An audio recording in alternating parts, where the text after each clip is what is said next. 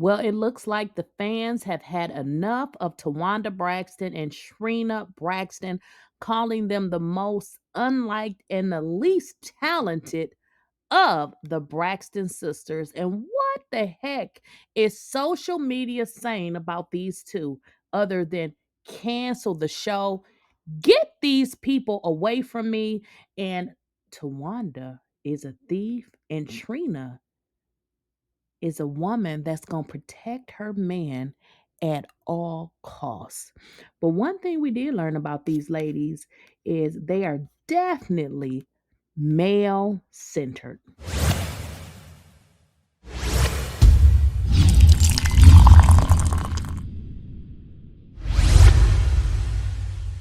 Please, I don't have any time for any gossip now.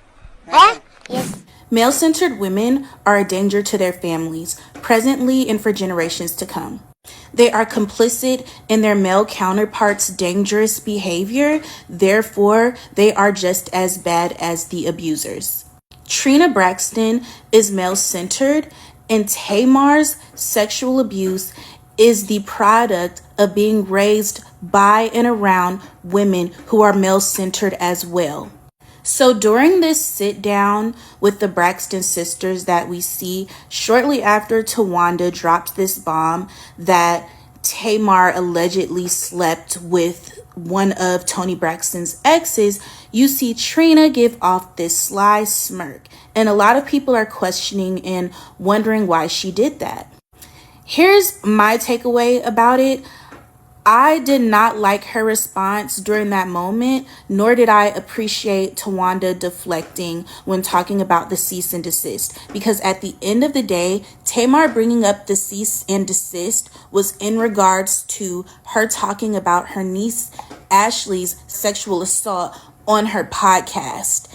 And I think Towanda bringing up that situation, dropping that bomb, was not only to deflect from her being a thief, but to deflect from the bigger conversation they are so shamed to have in front of the cameras. So I will go on to say Towanda is complicit as well, and she is just as dangerous as Trina. Trina sat there with that smirk on her face because that deflection allowed her to escape responsibility. Now, if my math is correct, their niece right now, I believe, is 35. She says that the odd behavior took place when she was 16 years old. If that is the case, that means that Trina remarried this man after knowing this, meaning that she would be okay with that behavior. If that conversation were brought up at that table, she would have to answer for that.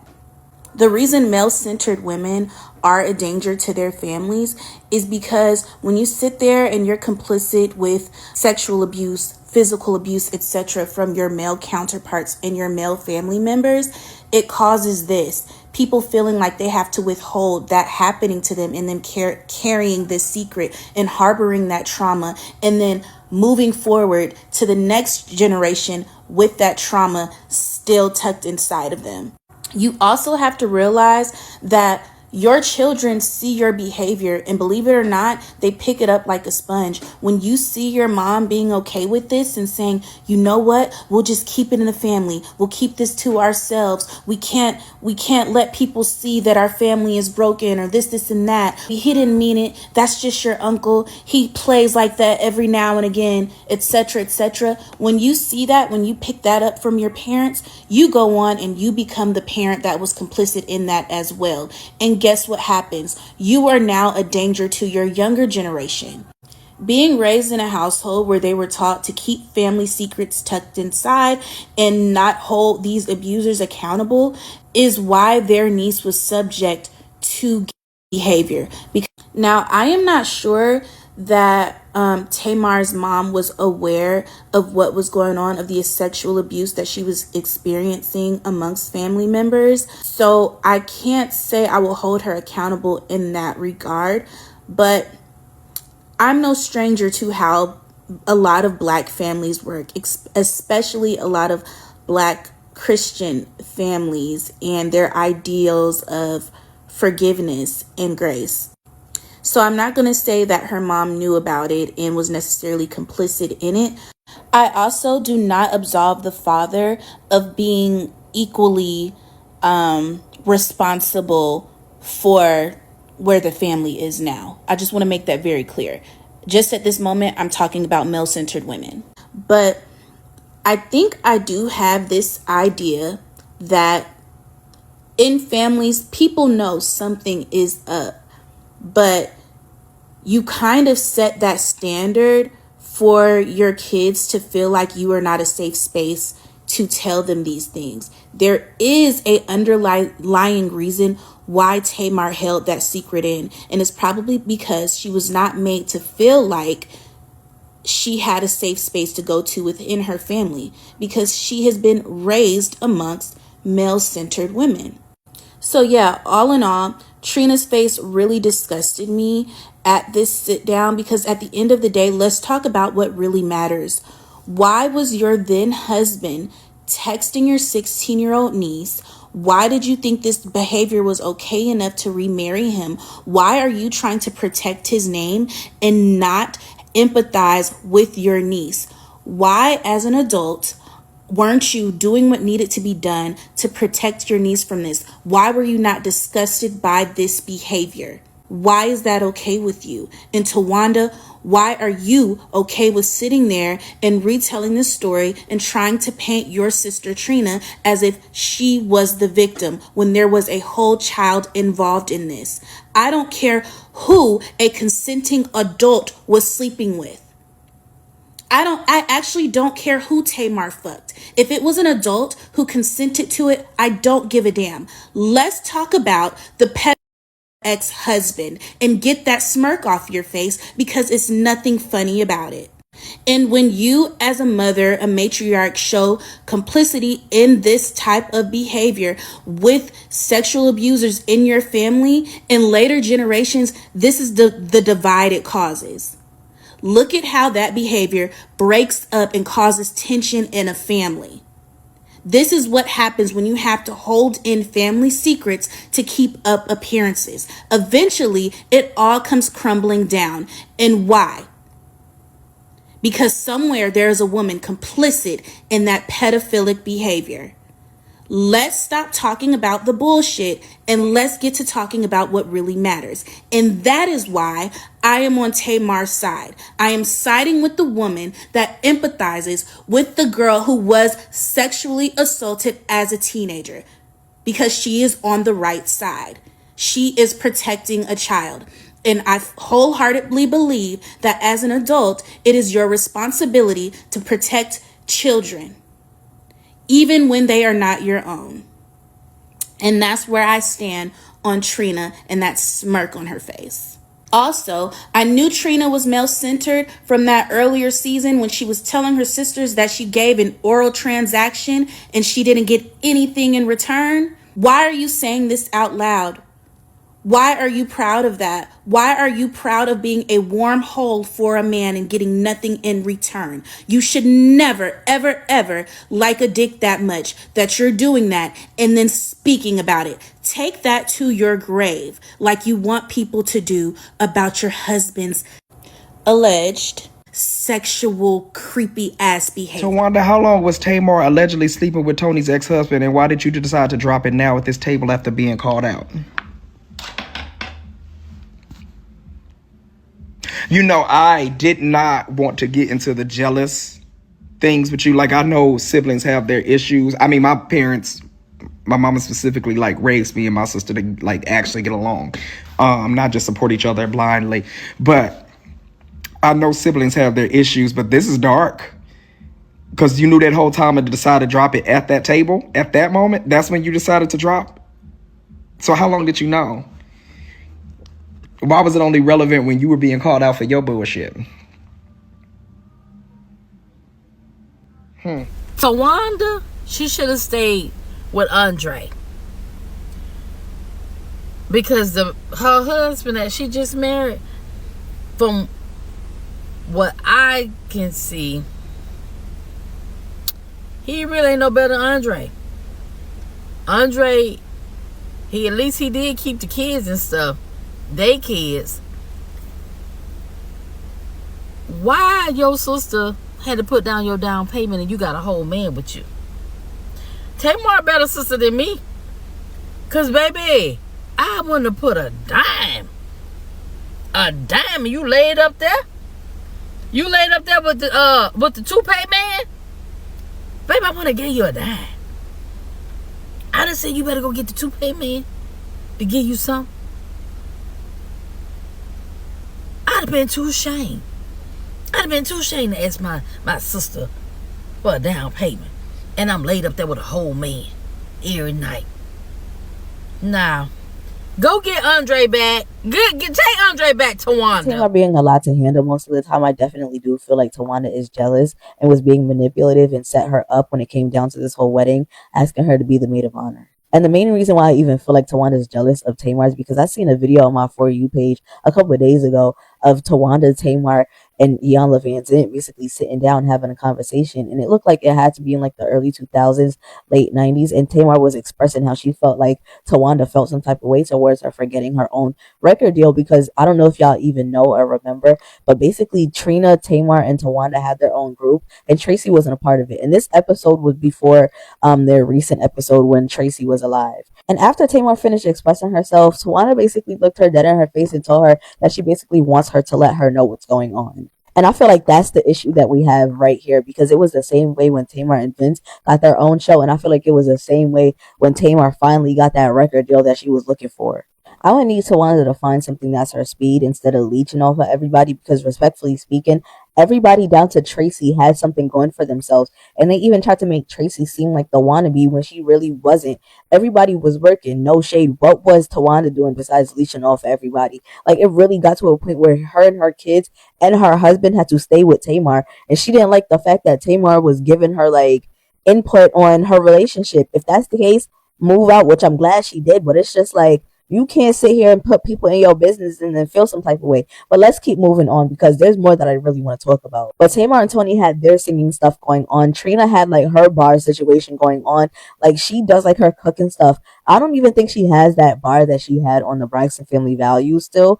But I genuinely feel like she still got stuff going on, even though we don't really like her right now because she's trying to defend a predator. But that's besides the point. And even Tracy, they tried to make it seem like she was the wannabe, when no. When they first started the Braxton Family Values, it might have not been in the spotlight, but she definitely was like doing hair, I think, or something else like that, until she came out with her own music. And basically she was still doing the show. What did Towanda have for herself besides being everybody else's backup singer and being upset at Tamar all the time? What did she have for herself? I don't believe nothing Towanda says. In plain view, she hates Tamar. Tamar just, she already here. She already here because she feels like her privacy has been violated, right? Because she's like, who gave this man my address? I know y'all don't care about me, but y'all should at least care about Logan. She just realized in that moment that her sisters don't care about Logan either. She knew that she was on the outside, and that because of that, she is treated like an outsider. So your safety means nothing to me. Your child's safety means nothing to me. And that's how Tamar took it. And then Towanda says, and she's just as calm, just as calm as a cool, just calm. And let me just interject here. Towanda has plausible deniability, because she can say, like she did, I didn't have your address. She didn't need her address. She called the lawyer. And they made sure that their names wasn't on the documents or paperwork or anything like that, specifically so that they would have deniability. But what they cannot deny is that she was actually served a cease and desist. But they were all saying, oh, I didn't have anything to do with it. How sway? She is above this pettiness. No, she is not only enjoying how this is folding out, but she's in her mind. She believes she's winning right now because she's triggering her. See, Towanda may not have had the address, but she definitely put it in motion. And it didn't even affect her. And I think I'm thinking that it was to show Trina that she had her back, and that's why they had their little scene. Oh, you're a victim too. Girl. So I don't believe nothing Towanda says. I don't believe nothing Towanda says. I don't even believe that the bitch has traction alopecia. I don't believe her. I think it's a costume that's a part of this persona of her Gandhi era, where she is trying to make it seem like she's going to be the complete opposite of how Tamar responds. And she knows Tamar. Believe nothing Towanda or loyalty. Okay? And how she just threw, whether it was true or not, but I don't believe that it was. The way she threw that you steal men, to dig back at Tamar for exposing the fact that Tamar is funding her life. Real quick, can we just pause right there and can we touch on the fact that I just personally think that if you can't afford your home, but this is weird on so many levels, because I can't fathom watching my fiance beef with the very woman that put a roof over our heads and be quiet and be like, go for her jugular. No, what? So you want to be homeless? The bank of Tamar is closed. We know that. The bank of Tamar is closed, but I know her mother is in her pockets, and so she'll manipulate Tamar to give her money, and the mother will give it to Towanda. But my thing is, with the man, why should she have to go through any of this? What are you doing? And that's why I feel like he's an opportunist. Because what is that? What is that? What is that? So to sum this up, okay, Towanda hates Tamar, okay? Towanda, Tony, Trina, Miss Evelyn are all in alliance, okay? Tamar and Miss Evelyn have their own separate relationship where I think she's manipulating Tamar on her own end for her own personal gains. Yes, I do. I don't put nothing past them, okay? Second thing, I think Tawanda's engagement and marriage is just to give her a storyline, because she has absolutely nothing else going on. Nothing. She's bald, bold, a bona fide thief. Bitch, above all things, you should be quiet. But I think her storyline is completely fake, and she needs the money. She's being paid. Prove me wrong. Prove me wrong. And Trina, that whole thing, she had to be in this season because of the situation with Ashley.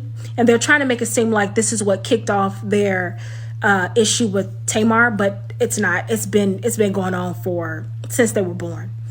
Since they were born. Tamar has always been a star. Always stole the spotlight. Okay? Tony can sing. She came out first, so she really can't touch Tony because she's a living legend. And Tamar respects that. You know. But this catty, stupid ass feud between her and Towanda boils down to jealousy and envy. Period. The end. Period. The fucking end. And that's why this will be the most likely this will be the last season of the Braxtons. Because what else can happen? Tamar not coming back. You can believe, I can bet my last dollar. And then let it multiply by 1 million. I bet money Tamar is not coming back to this show. Definitely not. For what? For why? Towanda, I wouldn't help Towanda make a dime. Since you hate me so much, fend without me. And guys, one thing that social media is not mixed about these two and their irrelevance on this show, okay? Social media has pretty much dragged these two by their weaves and Towanda by her bald head. For one, Trina, when you decided to take a stand and protect your dead husband over your niece who is pretty much trying to regain, her life, and she's in counseling, but for you to not even own what your husband did but to try to protect him, everybody is done with your ass, girl. And Towanda, now that we know for a fact that Tamar has been paying your bills, giving you a down payment on your house, buying you cars, and you've been stealing her credit card, and now the world is seeing that you're a villain. I mean, people are saying that Tamar may not come back. And listen, y'all know if Tamar don't come back to the show, ain't nobody gonna watch it. So y'all gotta let me know what y'all think in the comments. What are your thoughts about this show? I mean, honestly, Trina and Towanda, like really, they're the most least talented. I mean, if you look them up, it goes into saying that they're, singers, background singers. But we know they don't do that anymore. And with regards to acting, we know they're doing this on this show. So this is probably the majority of their income. Okay, so if Tamar don't come back, nobody's going to watch this show. Tamar makes this show fun. So y'all got to let me know what y'all think in the comments. Okay, guys, so I often get a lot of questions about my skin. What do I use on my skin? How do you keep your skin so nice and, clean and clear? I don't have on any makeup. I have a ton of makeup. However, I don't wear makeup every day. It's just because I like clean skin. I like to wash my face several times a day. And that's kind of why I don't wear makeup like that. It's not because I don't like it. I actually do. But like I said, I like to wash my face a lot. So I wear makeup, but I just don't wear it every day. But let's get into my face routine. I'm also going to link this so that you guys can be able to purchase these products from me. So this is what I use as a cleanser. Let me put that close up to here so you guys can see. Now, I am fully aware that some people don't use towels when they wash their face, and that is perfectly fine.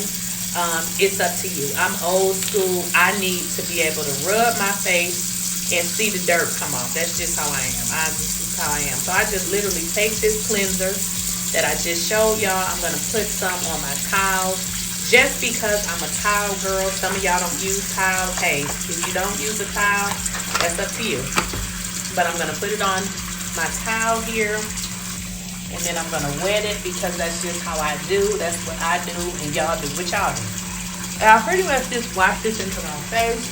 Obviously, if you guys just use your hand, then you just rub it.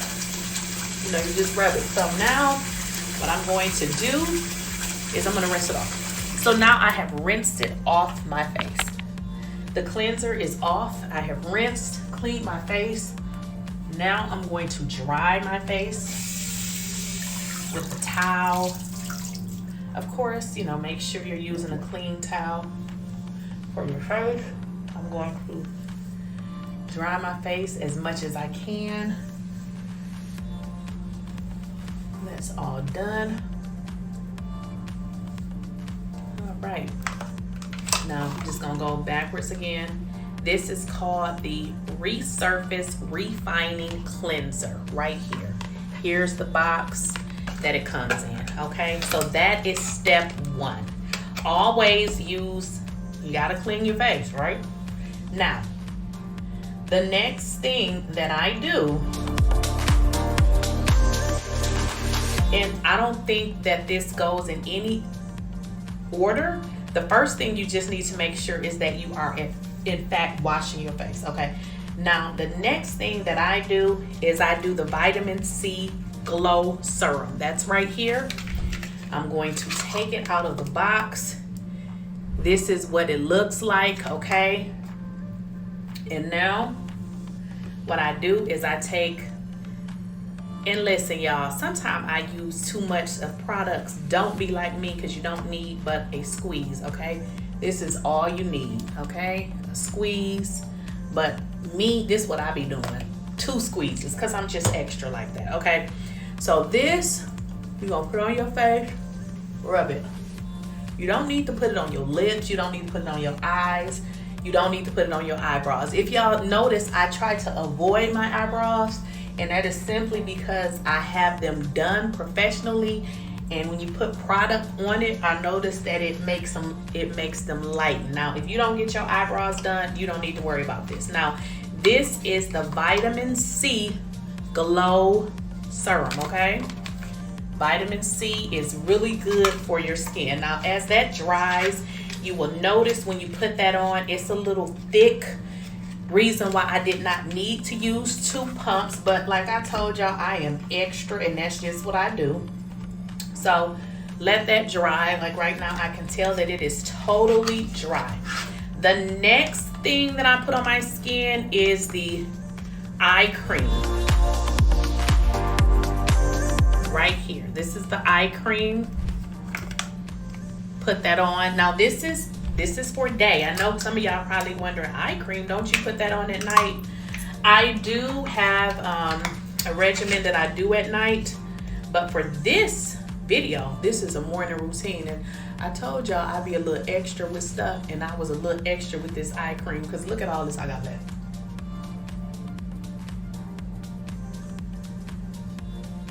And also too, guys, with this vitamin C serum, you also can put this on your neck, so don't forget to do that. I again pumped out a little bit too much of this eye cream, and I do extra, so don't be like me.